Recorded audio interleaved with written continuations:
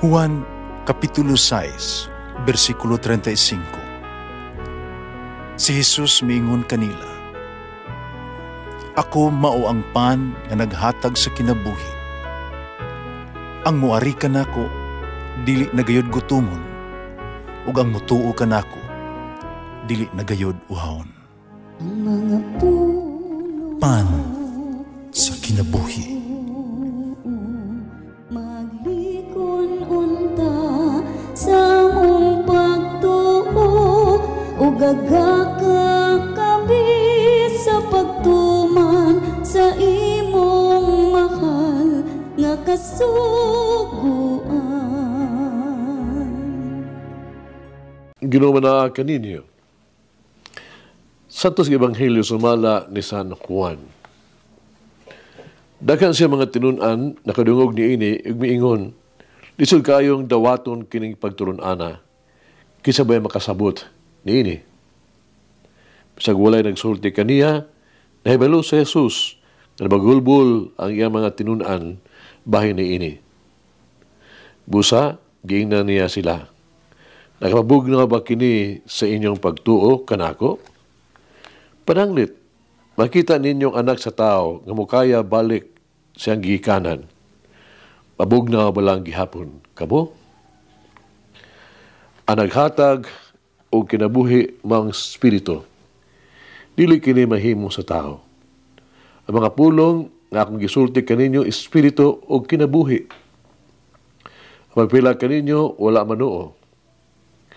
Nahibalo sa Jesus sukad pagyo sa sinugdan, kinsay dili mutuo o kinsay mubudhi kaniya. Umidugan siya pag-ingon, "Maman gani, isultihan ko kamo, na walay makaari kanako, gawas kon itugyan kini sa amahan." Tungod ini, daghan siya mga tinunan ni biya, wala gayod mo kuyog kaniya. Usa maingon si Jesus sa napulog duha ka tinunan, "O kamo, mabiya mausab kamo kanako."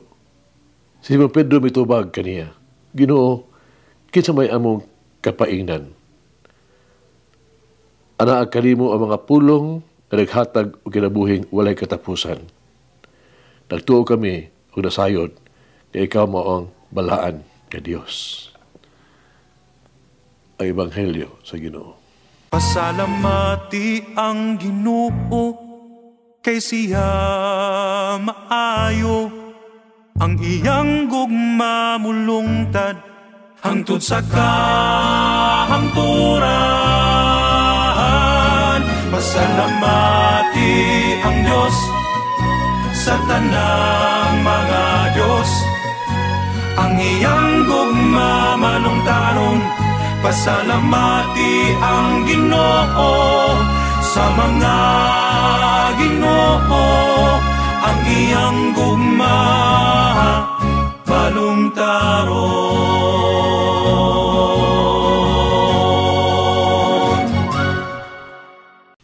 Usa ka batang lalaki sa syudad nangutana sa usa ka tigulang nga mag-uuma sa tanang nga mga kalisdanan sa pagdaro sa yuta, pagtanom og mga liso o sa paghulat sa pag-ani. Ngutana siya nga mang gipili mo nimo ang pag-uma nga mahimo unta ubang mga gaan nga trabaho nga mas dako pag kita. Ang tigulang nga mag-uuma mitubag, "Alang kanako, ang pag-uma labaw pa sa pagpangita og kwarta. Kini mo ang kalipay sa pagtan-aw ba sa bag-ong kinabuhi nga mubuswak gikan sa yuta o sa pag-ihap niini ubang pagsalamat ngadto sa magbubuhat." Paghago. Alas kadaghanan kanato, dili nga dawaton kung unsa ang konbinyente o gaan.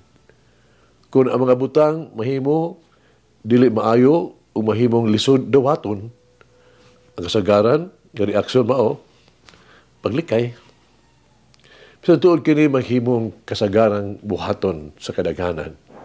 Pero angay kita nga mutan-aw sa bili nga dili lang material kundi sa kaanindot sa kinaiyahan, the beauty of nature.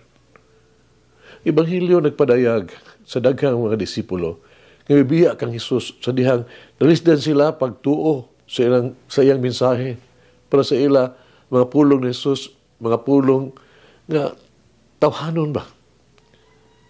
Adungog nila kini apan napakyas sa pag-ila sa mga bahandi nga anaan ni ini. Dili sama sa mga tinunan si Pedro nakadungog, nakasabot sa mga pulong ni Jesus, isip mga pulong sa kinabuhing dayon. Natungod ni ini, naghatag og gahom kang Pedro. Pagkaamgo nga siya nga nagsulti mao ang balaan sa Dios. Mga disipulo nga biya sa pag-iuban ni Jesus nawad-an sa usa ka bilinhong kaayong kahigayunan. Diskubrihan kini ni Pedro ug mabilin uban ni Jesus. Uban sa maong pagkadiskubre o pagkamitud-anon, daghan pa mga kahigayunan nga naghatag og panalangin ni Pedro. Kausara kuno moabot ang kahigayunan. Opportunity knocks but once. Kung kini moabot ang Ebanghelyo, nagsulti ka nato, di lamang sa pagpahimuos ni ini, kundi sa pagtagamtam sa kaayuhan nga anaan ni ini. Ang pagkadisipulo, ang pagkatinuod, sama sa pag-uma. Magampo kita, nangitong magagagahong amahan.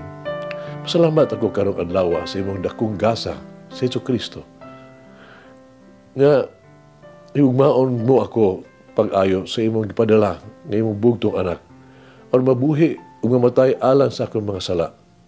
Nasulo ako sa iyang may mayang pagkabanhaw. Nag-angkon sa kadaugan batos kamatayon ug sala. Hinaot, mamatay ako sa adlaw ko mga sala. Mapaduol kanimo sa imong dalan alang sa akong kinabuhi. Kung magpuyo sa hingpit sa kalipay ni Kristo, pasilo ang akong mga sala, Ginoo. Amen. Mama Mary, strengthen me in my decision to follow Jesus Christ. Umulangin ang Diyos magagahom sa tanan, Amahan, Anak, Espiritu Santo. Amen. May the Lord of the divine mercy bless us all, heal us from all diseases and suffering. Ayun unta niya kita, tanang mga sakit na sa lawas o sa kalag, body and soul. In the name of the Father, the Son, and of the Holy Spirit. Jesus, I trust in you. Amen. Whoever eats the bread of life will never hunger, says the Lord. Kay galaan inyong nabati ang pagpaambit ug hamubong pamalandong sa pulong sa Dios pinaagi sa tulumanon pan sa kinabuhi nga gidumala ni Monsignor Daddy Silva. Hangtod na usab sa sunod higayon, daghang salamat. The bread